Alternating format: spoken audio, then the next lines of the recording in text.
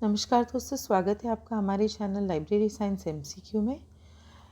अगर आप EMRS, KVS, NVS, RPSC, BPSC, DSSSB जैसे किसी भी प्रतियोगी परीक्षा की तैयारी कर रहे हैं तो आप एकदम सही जगह पर आए हैं। यहाँ पर हम तैयारी कराएंगे आपको एमसीक्यू मेथड से, जहाँ पर भरपूर एमसीक्यूज़ सॉल्व करेंगे हम एक्सप्लेनेशन के साथ। तो हमारे साथ बने रहिए। हमने foundation of library and information unit start किया। उसमें हमने यूनिट 5 कवर किया, promoters of library and information services. उसमें हमने 15 क्वेश्चन सॉल्व किए कल आपके साथ। अगर आपने पार्ट 1 देखा है तो आपको आइडिया होगा।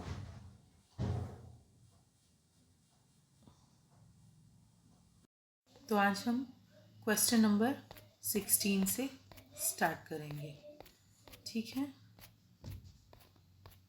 ये सारे क्वेश्चंस हमने कल कर लिए, ठीक है। तो हमारा क्वेश्चन है, which organization provides financial assistance to university and college libraries in India. ठीक है, क्या है हमारा सवाल? कौन सी संस्था वित्तीय सहायता देती है यूनिवर्सिटी और कॉलेज लाइब्रेरीज को? ठीक है, जल्दी से कमेंट करके आंसर बताइए। काफ़ी आसान आंसर है इसका।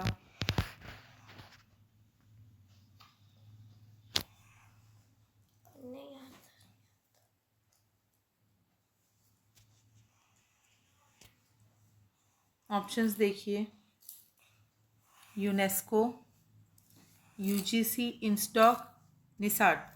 क्या होगा इसका आंसर?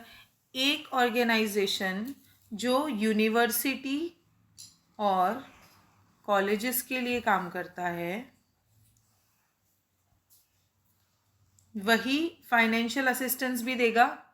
तो इनमें से कौन सा ऑर्गेनाइजेशन है जो यूनिवर्सिटी और कॉलेज लाइब्रेरीज के लिए इंडिया में काम करता है? वो है यूजीसी, राइट, यूजीसी।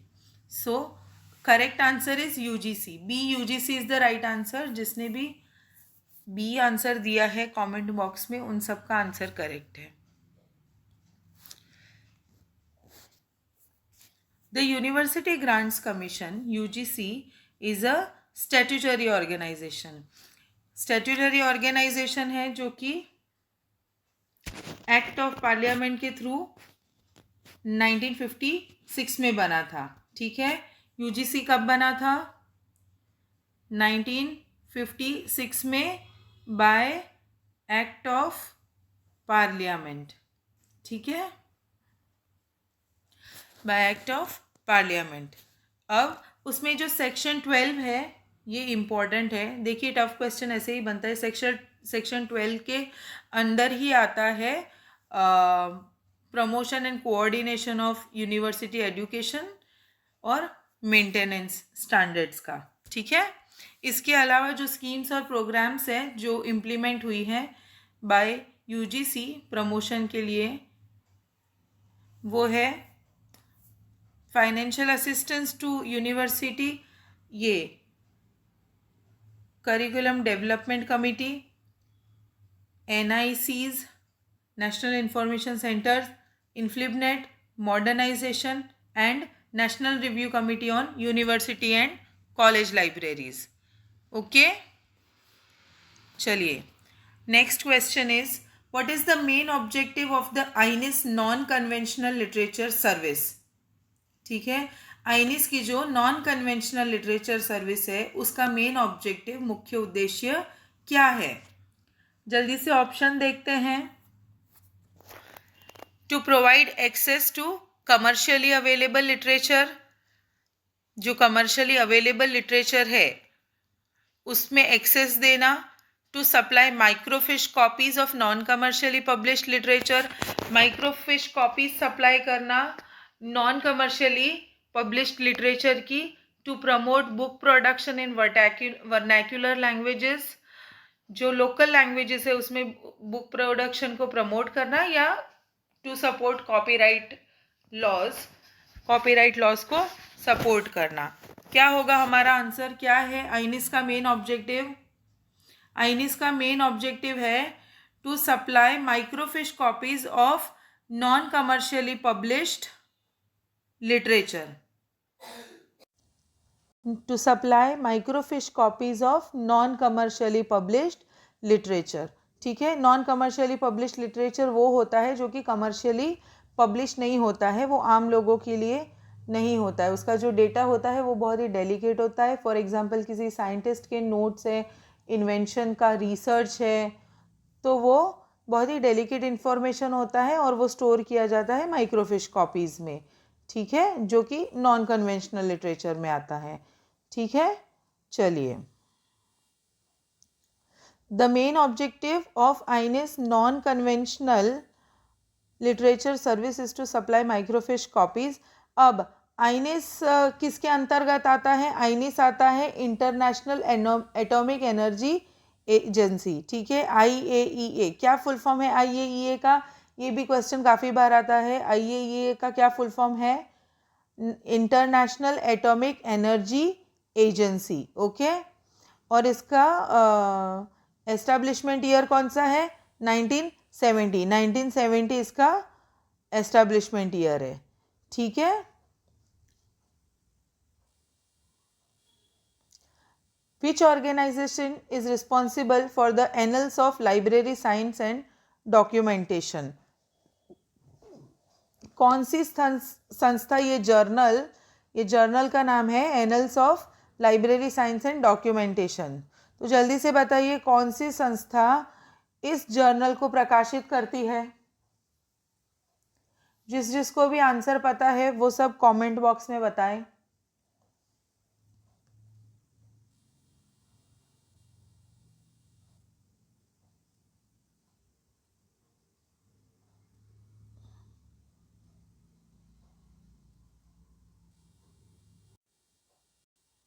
इसका करेक्ट आंसर है इंसडॉक। क्या है इसका करेक्ट आंसर? इंसडॉक। ठीक है, ये एक जर्नल है, annuls of library science and documentation, एक जर्नल है जो कि बाय मंथली प्रकाशित की जाती है। ठीक है, जब ये शुरू हुई थी, इसका जो पहला पब्लिकेशन था वो आया था 1954 में।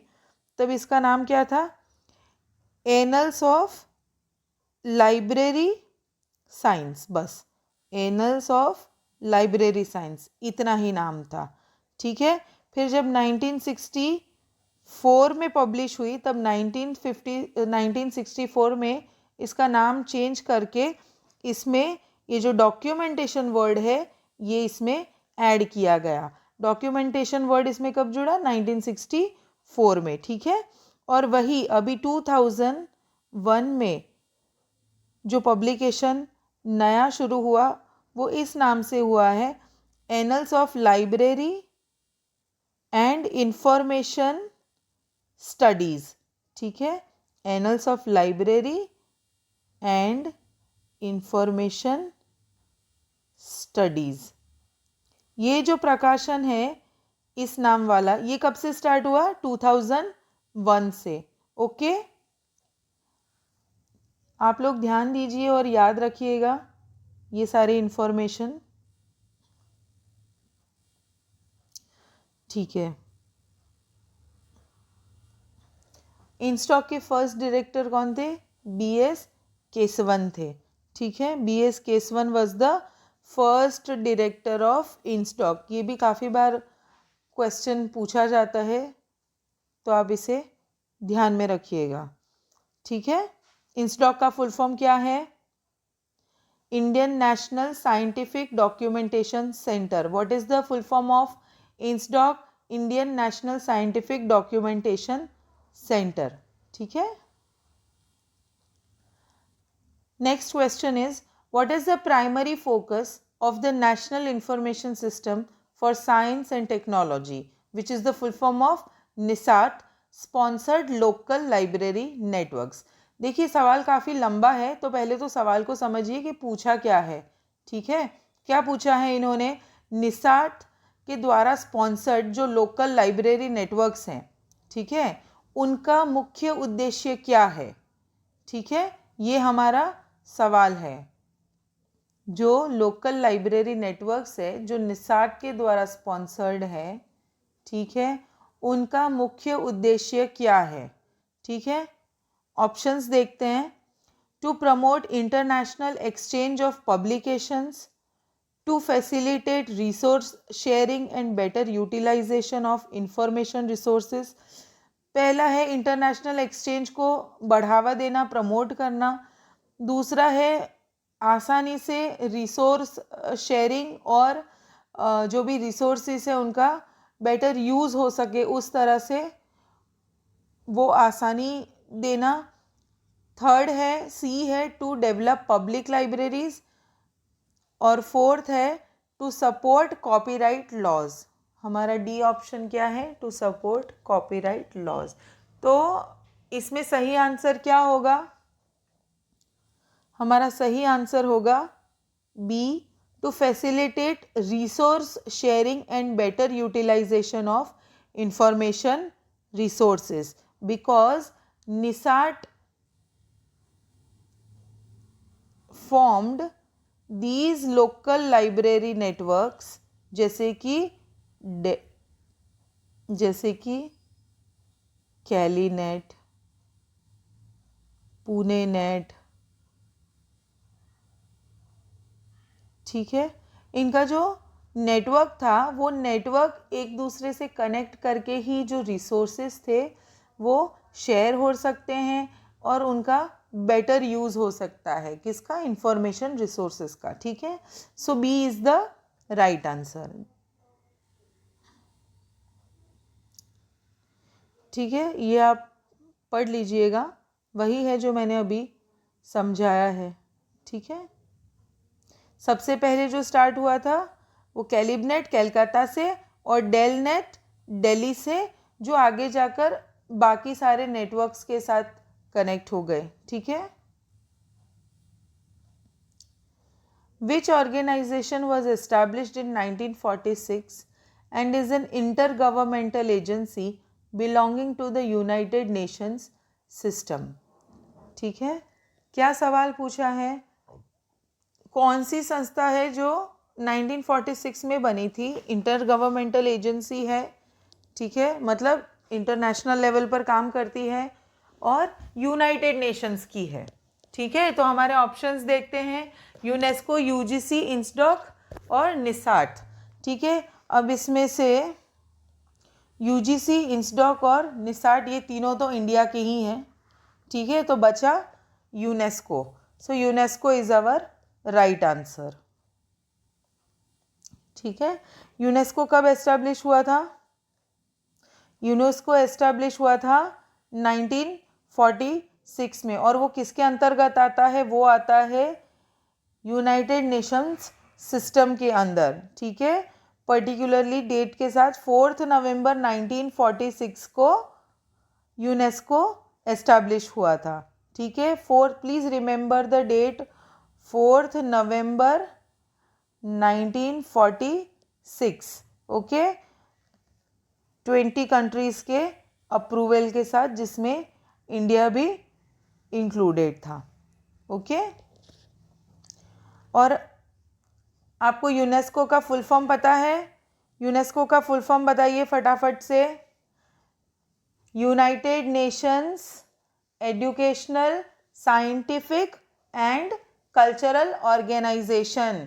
तो आपको ये ध्यान रखना है कि जितनी भी चीज़ें इसमें मेंशन्ड है, एजुकेशन हो गया, साइंटिफिक, कल्चरल, ठीक है, ये यूनेस्को इन सभी के प्रति कार्यरत रहता है। ठीक है, जैसे कि हमारा लाइब्रेरी साइंस है, लाइब्रेरी साइंस कल्चरल ऑर्गेनाइजेशन के अंतर्गत आता है। ठीक है,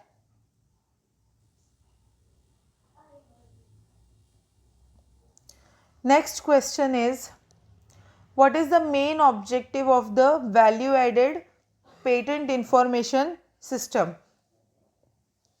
जो value added patent information system है उसका मुख्य उद्देश्य क्या है,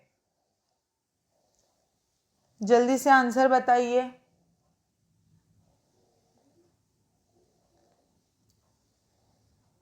What is the main objective of the value added patent information system?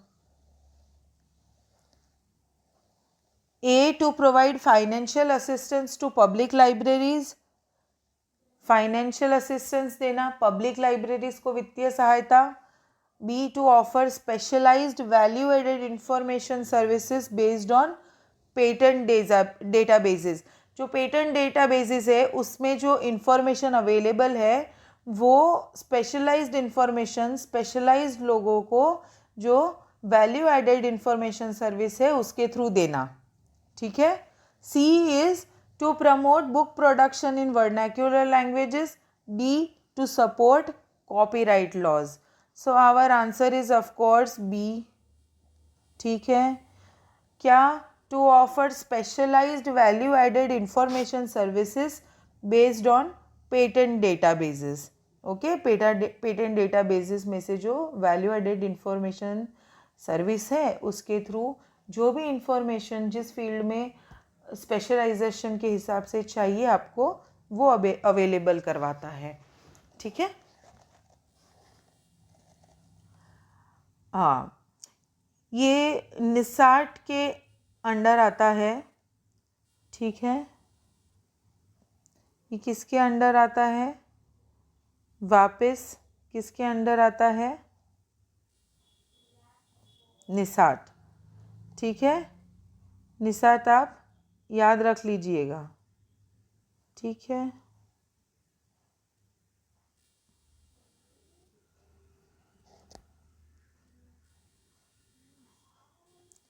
निसात के लिए एक शॉर्ट ट्रिक है. इसमें स दो बार आ रहा है तो इसको 7 एक बार 7 दो बार 7. ठीक है. 1977 में निसात आया था. नी 7 ठीक है. आप इसको याद कर लीजिएगा, ये आपको इजीली याद हो जाएगा. Which organization is responsible for the ग्रंथालय software package for library automation? ठीक है. जो ग्रंथालय सॉफ्टवेयर पैकेज लाइब्रेरी ऑटोमेशन में के लिए डेवलप किया था वो किस ऑर्गेनाइजेशन ने किया था? जल्दी से आंसर बताइए मुझे. चलिए. ये सॉफ्टवेयर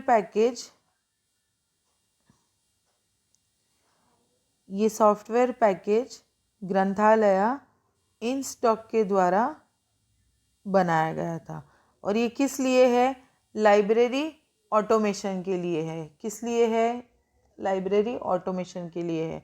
मतलब एडमिनिस्ट्रेशन. ठीक है. सर्कुलेशन, सिलेक्शन, सारी ही जगह पर ये सॉफ्टवेयर काम आता है. ठीक है. क्योंकि ये लाइब्रेरी ऑटोमेशन से जुड़ा हुआ है. ग्रंथालय इंस्टॉक ने बनाया है और लाइब्रेरी ऑटोमेशन से जुड़ा हुआ है. ठीक है. ये याद रखिएगा. दूसरी चीज़ कि इसे आप ग्रंथना के साथ कंफ्यूज ना करें. ग्रंथना RRRLF का एक जर्नल है लाइब्रेरी स्टडीज़ को लेकर. जर्नल ऑफ लाइब्रेरी स्टडीज़ है. ठीक है. ग्रंथना क्या है? Indian journal of library studies जो बाय एन्युअली साल में 2 बार पब्लिश होता है. तो ग्रंथना और ग्रंथालय इन दोनों को आप कंफ्यूज ना करें.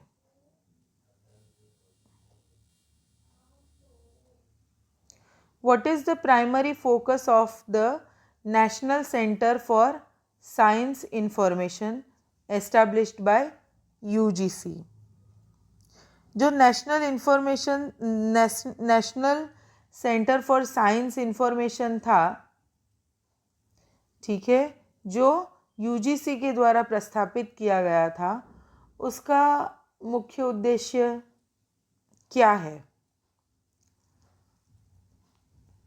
फटाफट से आंसर देकर बताइए मुझे.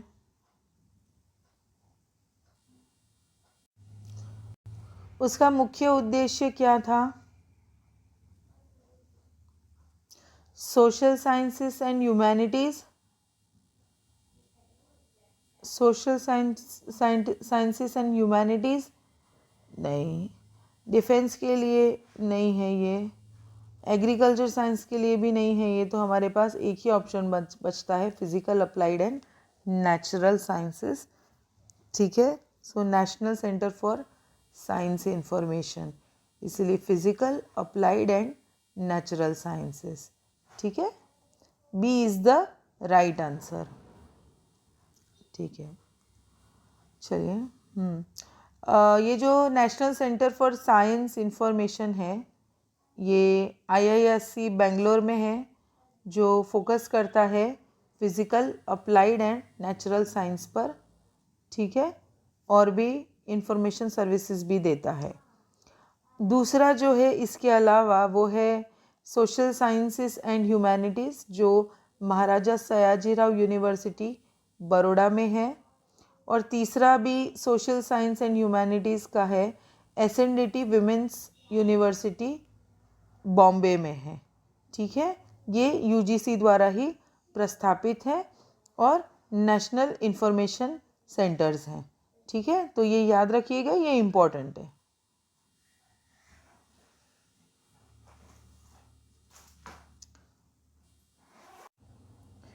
निसाट का सही जवाब, निसाट का फुल फॉर्म क्या है?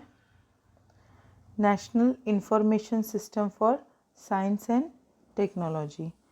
ठीक है, और उसका मेन पर्पस क्या है, मुख्य काम क्या है? To promote and support the development of science and technology information systems. ठीक है, तो B is the right answer. जिस किसी ने भी बी आंसर लिखा है, दिया है, उसका राइट आंसर है।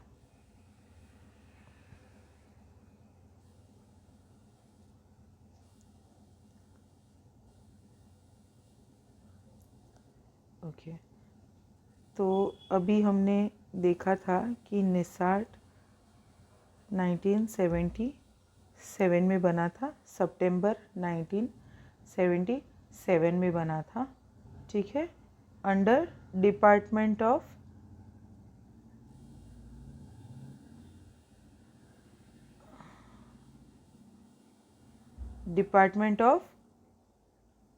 Scientific and industrial research.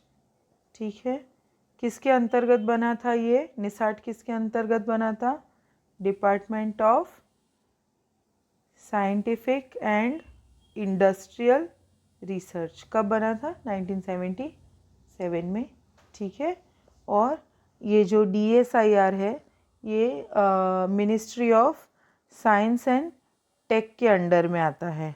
ठीक है, साइंस एंड टेक के अंदर में आता है, गवर्नमेंट ऑफ इंडिया के।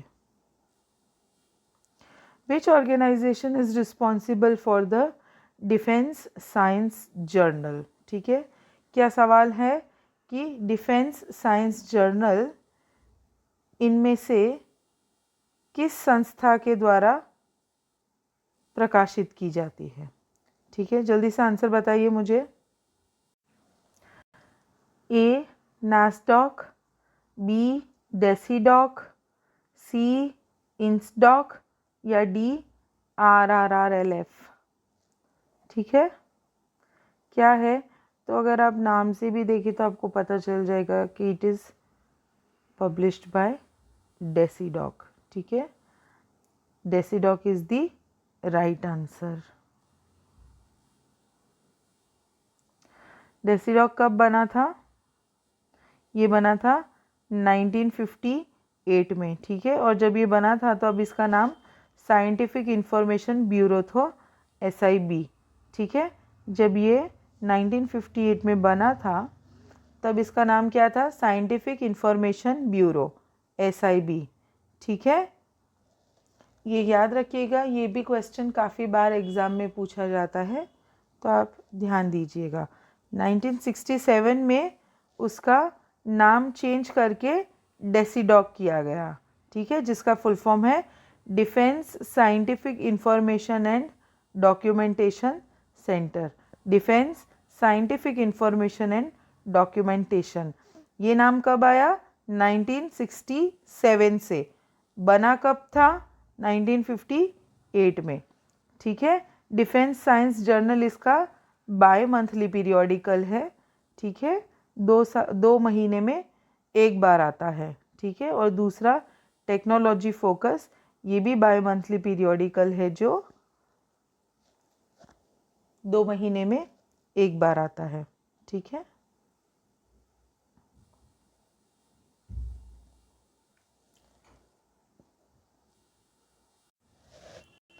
Which organization is responsible for the National Union Catalogue of Scientific Serials in India? ठीक है। Which is the full form of NUCSI? ठीक है। NUCSI का फुल फॉर्म क्या है? National Union Catalogue of Scientific Serials in India. ठीक है। तो ये कौन सा ऑर्गेनाइजेशन बनाता है? आंसर दीजिए फटाफट, आसान सा सवाल है ये। कौन सा ऑर्गेनाइजेशन ये कैटलॉग बनाता है? National Union Catalogue Scientific Serials का इंडिया में। तो इस फील्ड से कौन जुड़ा हुआ है? निस्केर। राइट। सो निस्केर इज द राइट आंसर। नैस्डॉक किससे जुड़ा हुआ है? सोशल साइंसेस से। ठीक है, सोशल साइंसेस से। डेसीडॉक डिफेंस, निस्केर साइंटिफिक, और आरआरएलएफ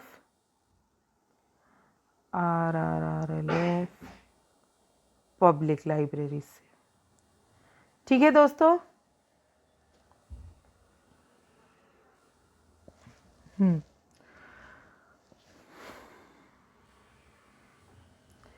निस्केर के पास टोटल 45,439 जर्नल टाइटल्स हैं और 2.64 लाख होल्डिंग्स भी हैं डेटा की।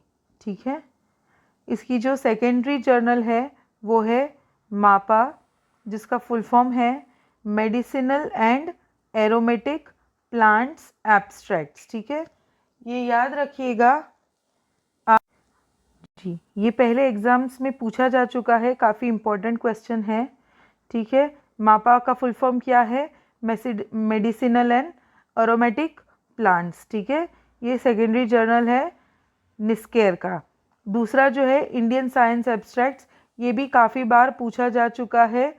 ठीक है, इंडियन साइंस एब्स्ट्रैक्ट्स IAS से, ये भी निस्केर द्वारा ही प्रकाशित होता है फोर्टनाइटली। ठीक है। यहाँ पर एक और बात मैं आपको बता देना चाहती हूँ फ्रेंड्स, आप निस्केर का पहले नाम इंसडॉक था, जो सबसे पहला नाम था। ठीक है, ये नुक्सी उसके द्वारा ही प्रकाशित किया गया था। तो बाय चांस अगर आपको सवाल में निस्केर ना पूछ के इंसडॉक लिखा हुआ है तो आपका जवाब इंसडॉक ही होना चाहिए। यहाँ पर आप कंफ्यूज मत होइएगा।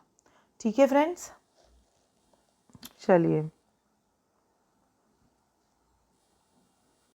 उसके अलावा ये वेल्थ ऑफ इंडिया, जिसका हिंदी वर्जन है भारत की संपदा, ये एक एनसाइक्लोपीडिक सीरीज़ है जो इंडिया के बारे में हमें डिटेल में विविध जानकारियाँ देती हैं। ठीक है। ठीक है, तो जो ये मापा है उसका फुल फॉर्म है मेडिसिनल एंड एरोमेटिक प्लांट्स, लेकिन ये भी निस्केर के द्वारा ही प्रकाशित होता है। इंडियन साइंस एब्स्ट्रैक्ट्स भी निस्केर के द्वारा ही प्रकाशित होता है। ये बहुत बार एग्ज़ाम में इन पर सवाल पूछे गए हैं, फुल फॉर्म पूछा गया है, ये भी पूछा गया कि ये किसके द्वारा प्रकाशित होते हैं, लेकिन स्टूडेंट्स कंफ्यूज हो जाते हैं। ठीक है, तो अभी याद रखिएगा आप लोग कि निस्केर के द्वारा ही ये प्रकाशित होता है। मापा भी IAS से भी, और भारत की संपदा जो कि एक एनसाइक्लोपीडिक सीरीज़ है। ठीक है। उसके अलावा जो ई जर्नल्स का कंसोर्टियम है CSIR का और DST का, नेशनल नॉलेज रिसोर्स सेंटर, ठीक है, उसकी नोडल एजेंसी निस्केर है, ठीक है, ठीक है। National knowledge resource centre NKRC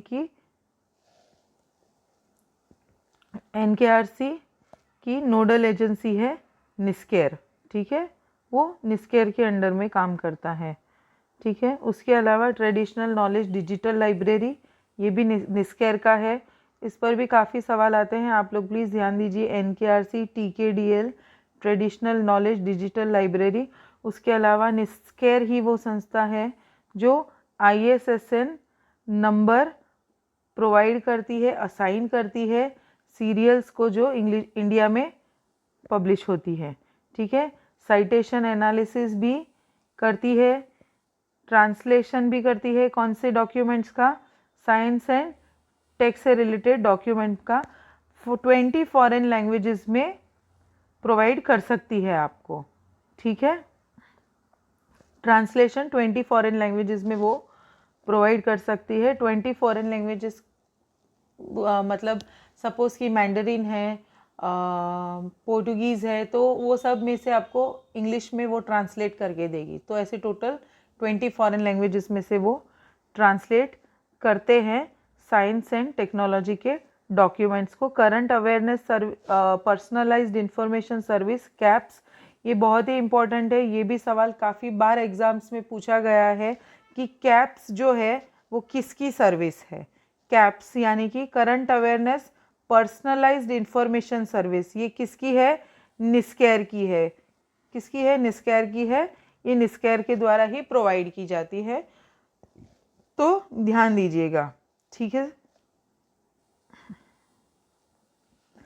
What is the main objective of the International Information System on Agricultural Sciences and Technology, ठीक है, जो मतलब एग्रिस का फुल फॉर्म दिया गया है, international information system on agriculture science and technology, ठीक है। उसका मुख्य उद्देश्य क्या है, एग्रिस का मुख्य उद्देश्य क्या है।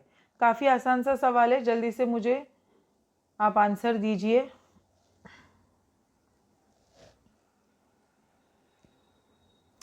A, to create a comprehensive inventory of worldwide agricultural literature, ठीक है, एक जितनी भी इन्वेंट्री है एग्रीकल्चर लिटरेचर की पूरी दुनिया में, ठीक है, उसको कॉम्प्रिहेंसिवली एक जगह पर अवेलेबल कराना, स्टोर करना, ताकि वो यूज़फुल हो सके। B, to promote book production in vernacular languages, local भाषा में बुक प्रोडक्शन को प्रमोट करना। C, to support copy laws और कॉपीराइट लॉज। और D, to develop public libraries. तो आराम से ये बाकी के सारे ऑप्शंस एलिमिनेट हो जाते हैं, ठीक है, और हमारा आंसर है A, to create a comprehensive inventory of world wide agricultural literature, ठीक है। काफ़ी आसान है। एग्रिस का फुल फॉर्म आप लोग याद कर लीजिए, ठीक है, काफ़ी बार एग्जाम में पूछा जाता है, ठीक है। AGRIS FAO Food and Agricultural Organization के द्वारा बनाया गया था, जो कि यूनाइटेड नेशंस के अंडर आता है, उसके अंतर्गत काम करता है। और ये कब बना था, ये बना था 1974 में। एग्रिस जो है बना था 1974 में, ठीक है, किसके द्वारा, FAO के द्वारा, यानी इसकी संचालित बॉडी FAO है, जो कि UN के अंडर में काम करती है, ठीक है। Which organization was established in 1952 is a premier S&T information organization in India। चलिए, ये तो बहुत ही आसान सा सवाल है, अब आपको बिल्कुल पता होना चाहिए इसका जवाब। कौन सी संस्था थी जो 1952 में डेवलप हुई थी और जो साइंस एंड टेक्नोलॉजी इंफॉर्मेशन के ऑर्गेनाइजेशन में अहम है? जल्दी से जवाब दीजिए। हमने काफ़ी बार ये डिस्कस किया है। नैस्डॉक सोशल साइंसेस से जुड़ा हुआ है, डेसीडॉक डिफेंस से, इंस्टॉक एसएनटी से, और आरआरएलएफ पब्लिक लाइब्रेरी से। Okay, so the correct answer is INSDOC. Okay, 1952 में इंस्टॉक। ठीक है, so INSDOC is the correct answer. तो चलिए फ्रेंड्स, मिलते हैं अगली वीडियो में कुछ नए एमसीक्यूज और कॉन्सेप्ट्स के साथ। तब तक के लिए keep learning and stay focused. और आपको और भी कुछ कंटेंट में चाहिए तो आप हमें कमेंट करके बता सकते हैं। ठीक है, चलिए, थैंक यू, बाय।